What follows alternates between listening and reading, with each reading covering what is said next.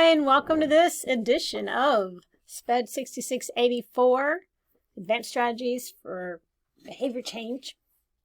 I'm Candace Southall, and I'm here to talk to you today about FBA, some legal issues, and some cultural aspects.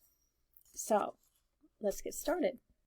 I want to start by asking, what is an FBA?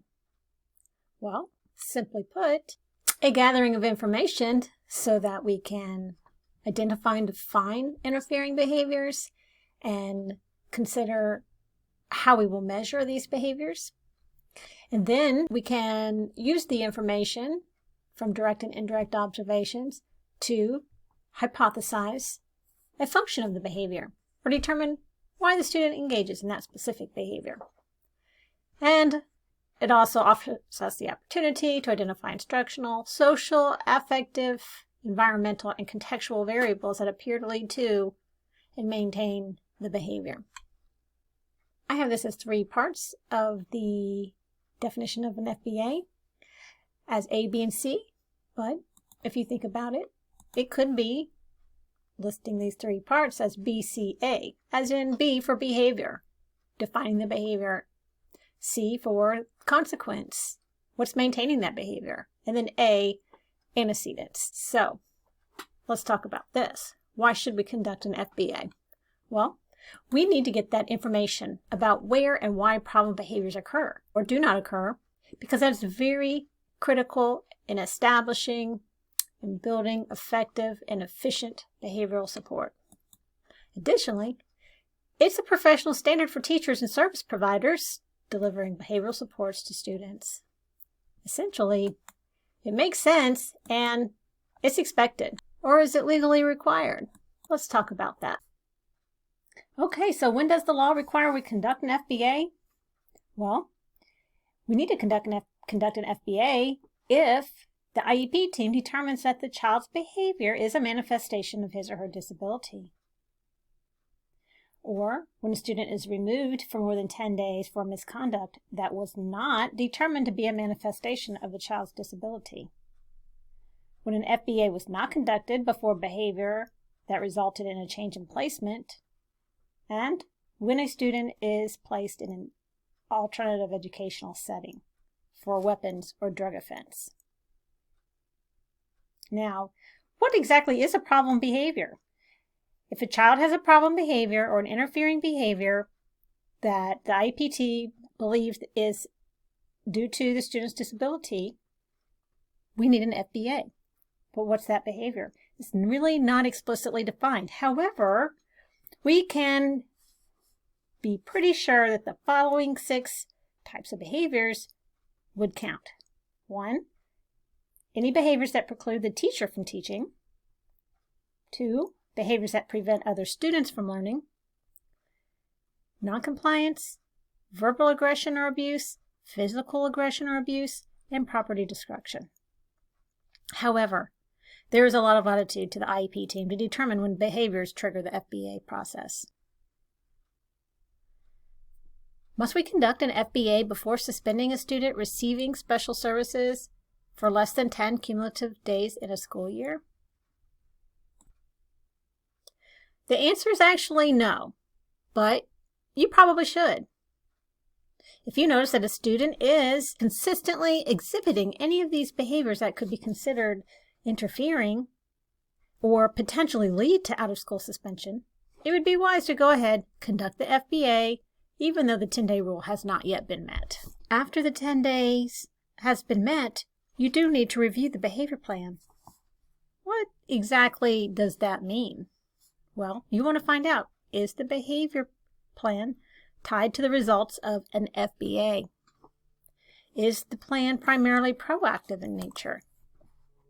Are the data there to show that the plan has actually been implemented with integrity? Are there data to show the effectiveness or ineffectiveness of the plan? And then if the plan was deemed ineffective, is there evidence that the team modified that plan at least once? And then are there data to show that the modified plan was not working? Okay? You need to answer these questions to be legally defensive if this ever came up. Let's look at another question. Is parental consent required for the district to conduct an FBA? Well, the answer is yes. According to OSEP, FBA is considered an evaluation if it's used to evaluate an individual student to assist and determine if he or she has a disability or the nature or extent of the needs of that student. And of course, you know that all evaluations must have parental consent as one of the principles of IDEA. Now, the only exception would be if you conducted an FBA that did not include direct observation, that it was more of a preliminary FBA just looking at indirect assessment. Another question. Do I conduct an FBA only for children with disabilities, or do I use FBAs with children in regular education?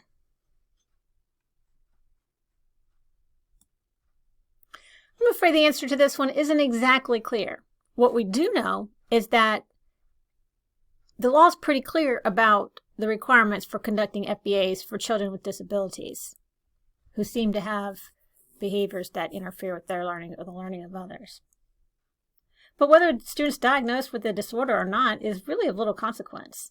If a student's exhibiting behavior that interferes with the educational process, then shouldn't an FBA be conducted and a behavior intervention plan designed? At the end of the day, if there's a problem with a student having too much disciplinary action and too many days out of school, and there's any information that might lead people to believe the school was aware that the child may have been a child with a disability, there can be a problem.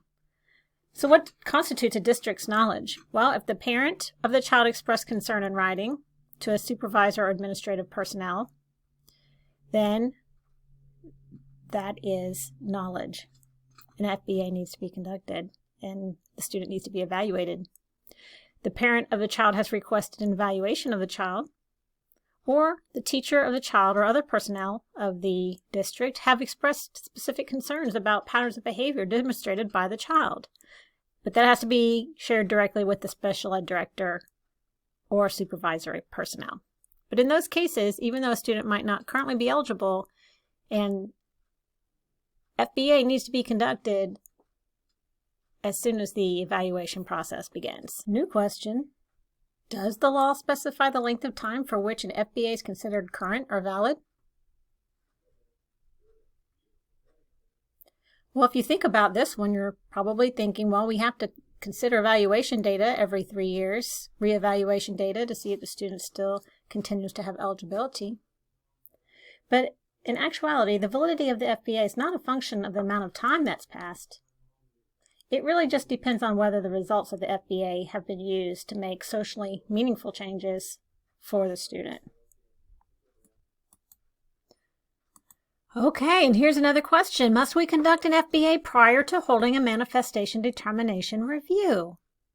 Well, technically no, but it's a little tricky because to conduct a proper manifestation review, you have to review the IEP. And if the child with having discipline and conduct problems, most likely there is a behavior component to the IEP. Therefore, you would review the FBA. Now, there's no direct legal requirement, but you probably should.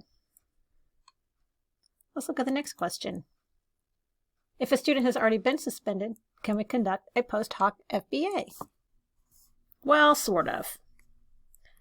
You can conduct an FBA after the fact, but it would be difficult to collect the data if the student is suspended. So you would probably just take informal, indirect FBA data, and that would probably be a report called more like preliminary functional behavior assessment, because without the direct assessment, you don't have the full FBA data. A lot of times we remove a student to what's called an interim alternative educational setting, or an IAES, and then conduct the FBA. Is that legal? Probably not. In cases where safety is not an issue, and the student's already been placed in the IAES without the benefit of an FBA or a BIP, then the district would be considered to have made a change in placement without first adhering to the requirements of accommodating the student's interfering behaviors in the least restrictive environment. So, in a nutshell, failing to address a student's interfering behavior before making a change in placement denies the student an appropriate education. Check this one out. We have a student with a disability who's having difficulty on the bus. Must we conduct an FBA? What do you think?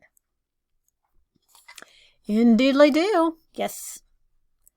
If disciplinary decisions are being made with regard to a student with a disability that involves his or her transportation, then an FBA must be conducted in the setting where the interfering behavior is occurring, which is on the bus.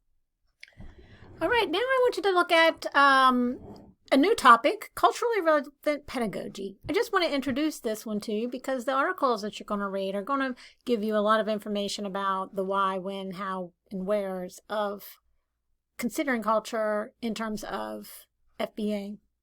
So first, just to prime you, I want you to watch this video.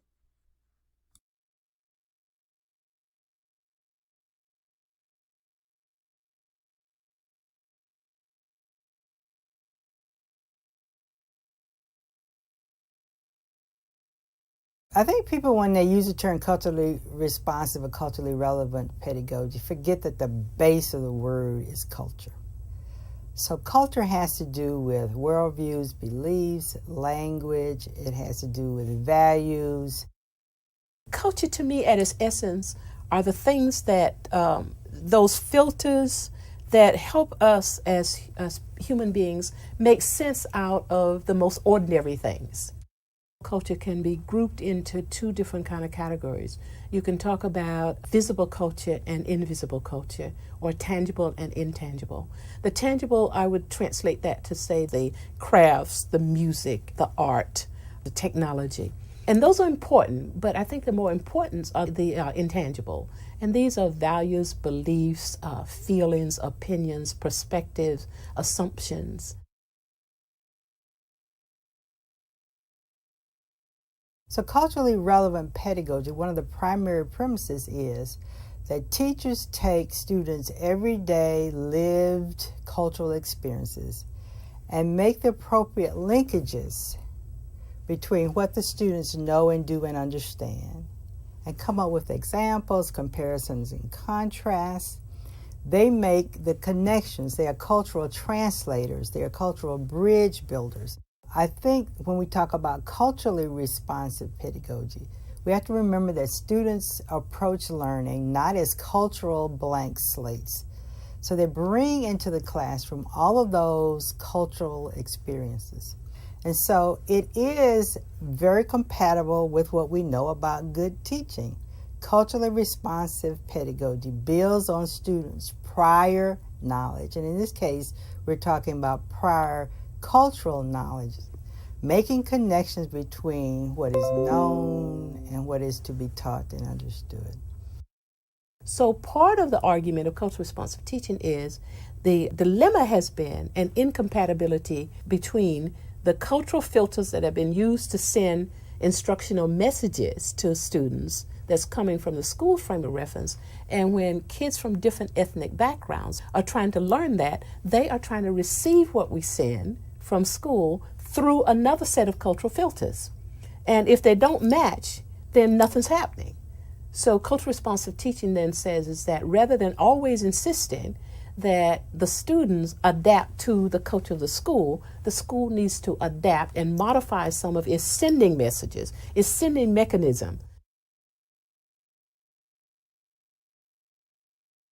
When we think about what matters most about culture, I think the first thing to remember is that students are not mere representatives of a cultural or ethnic group.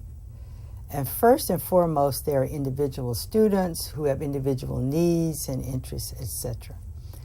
Students who belong to an ethnic group, their attachment and bonds to the group vary, for example, in terms of how long they've been in this country, social class, and their own experiences in their community and neighborhood.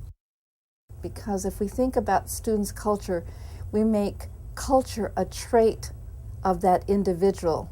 based on his or her membership in a particular community, conflating race and ethnicity with culture. We don't take race off the table at all, but we're really pulling apart what culture is and making sure we don't conflate it, because if we do, then we make cultural practices a trait of that person's membership in that particular community. And that leads us, of course, to make very easily slip into one size fits all, that my Latino children learn this way, or my African American children need X, right? And so it's making culture a trait of the individual that's been very problematic in the implementation of culturally relevant pedagogy. Okay, so to finish up, I just want to make a point of something. When you read the articles, you're going to find the one important takeaway regarding culturally relevant FBAs is the number one way to ensure cultural relevance in your FBA and behavior intervention plans is to create a diverse multidisciplinary team and work as a group, because we need to bring in all perspectives. Of course, as teachers, we have our own cultural lens. Our schools have a certain culture, but we can't let that be a filter for how we perceive student behavior. So by having a nice mixed group of people to bring in different perspectives and different ideas, hopefully we'll see the true meaning behind a student's behavior and be able to develop a plan that is going to best fit that student's needs. Okay? So it allows the team to learn about the student's cultural perspectives and the experiential and linguistic backgrounds, and use that to determine whether the student's behavior has a social cultural explanation. All right. So thank you guys for listening, and I hope you have a wonderful week. I will be seeing you around. Bye.